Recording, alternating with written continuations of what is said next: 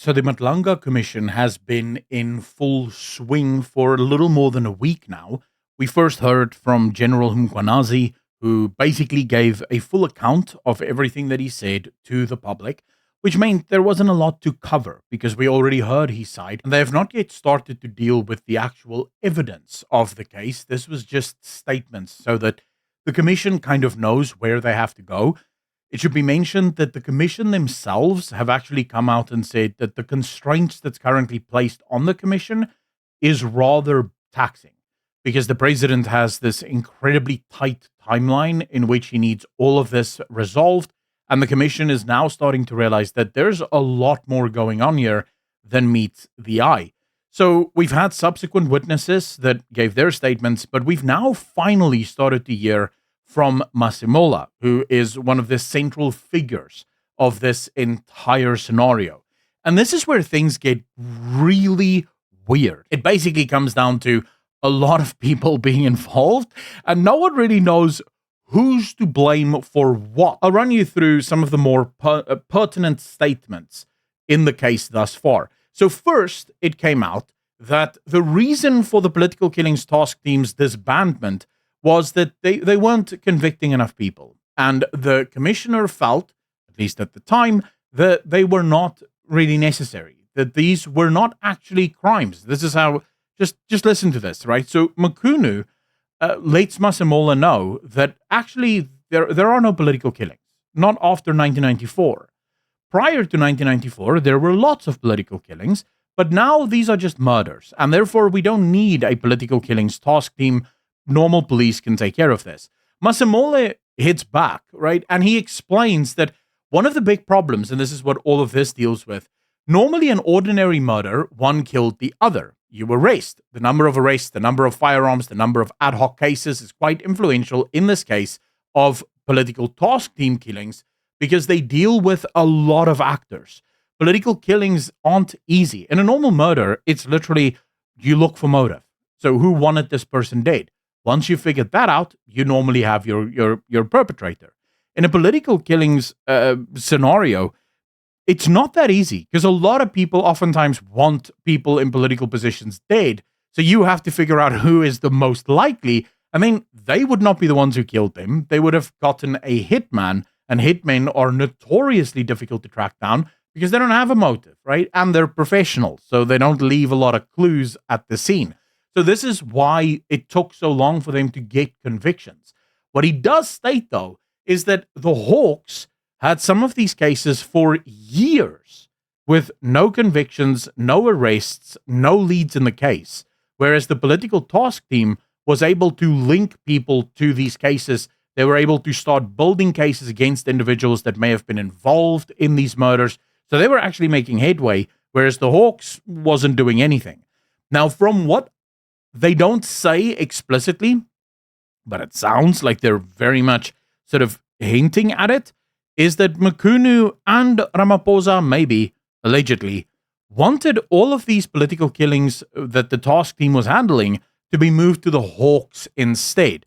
If Masemola is correct here and says that the Hawks were not gaining any ground, they were not really doing anything, that sort of makes sense, right? That Mkhunu and Ramaphosa wanting to hide what is actually happening would want to move it to the more corrupt wing of government policing, which would be the Hawks. They'd speak, for example, about how the political task team was working with Isaac Plaatjes in the Fort Hares cases where people were killed and traditional leaders were killed.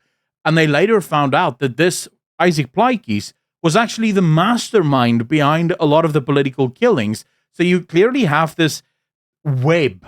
That's the best I can call it. It's like a conspiracy web of people that's involved. But it really gets interesting when you get to the dealings with Parliament and the political task team unit in Parliament that had to oversee the political killings task force, where when Masemola briefed the Parliament committee that was sort of tasked with dealing with the cases and what the cases would entail, when he informed them that the political killings task team would be disbanded, none of the MPs there batted an eyelid. They were all like, yeah, no, that makes perfect sense. Mkhwanazi later told him that the political killings task team was a result of political action, and therefore only political action would be what kills it.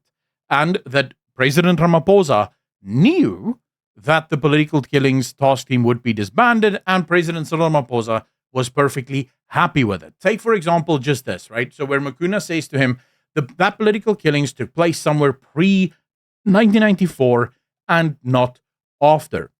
So they sort of, apparently, Ramaphosa and Mkhwanazi insisted that these are just murders. And you would be forgiven for immediately going to what we found in the White House, where President Trump said, hey, farmers are getting murdered at an alarming rate.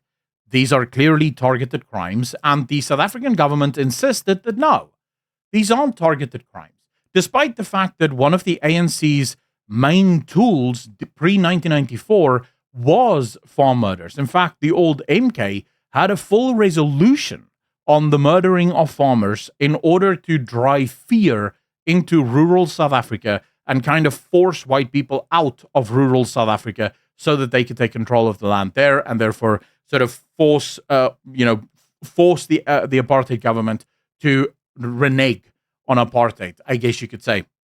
But again, the insistence there in the White House and now is that no, prior to 1994, yes, we killed a bunch of farmers, but now these are just normal murders. Despite the fact, as I've explained before, these are not just normal murders. That's not how this works, right? When you have murders of a political nature, but also murders in terms of rural areas, not just farms, rural townships, these murders are oftentimes a hell of a lot harder to solve. And the reason for it is there's not as much infrastructure. There's a lot more open spaces and places to hide. You need specialized units. You need K9 units. You need air units. You need drone support. You need police officers that are trained in urban, or not urban, but rural combat, how to figure out what is going on. Trackers. These are things that you need. And in political task team killings, or in political killings, it's going to be the same. You're going to need experts in this position that understand the nature of these murders.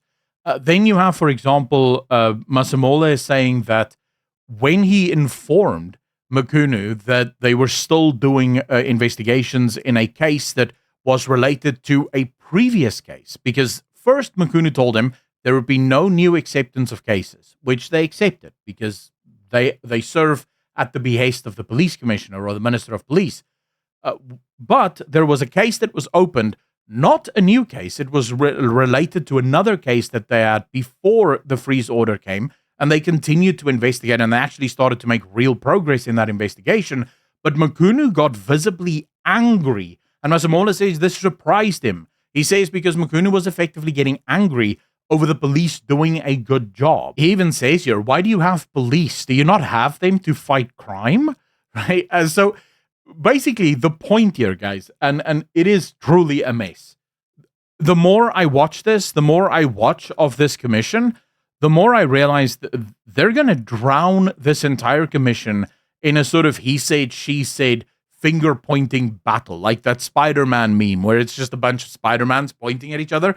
That's what this is going to become, because effectively Mkhwanazi told Masemola that no, Ramaphosa was the one who wanted to disband the commission. Ramaphosa is obviously going to say no, it was Mkhwanazi who wanted to disband the commission, because Ramaphosa has already played complete ignorance of everything, and that's sort of his go-to move, right? Whenever anything happens in this country, Ramaphosa is the first person to say, well, I had no idea that this was happening, which should instill a lot of not trust in the ordinary South African public, but this is where we are. This is going to be a nightmare. And I think, moreover, another commission that will ultimately achieve nothing, because just from listening to the first few days of this commission, it becomes clear that the entire justice system and the legislative system is likely involved in the political killings as well as the cover-up of the crimes. It's a nightmare. If you like what I do and you want to support me a little bit further, just become a patron by hitting the link in the description down below, or a member by hitting the join button right below this video. If you liked. If you dislike. And as always, I will see all of you in the next one. A peace.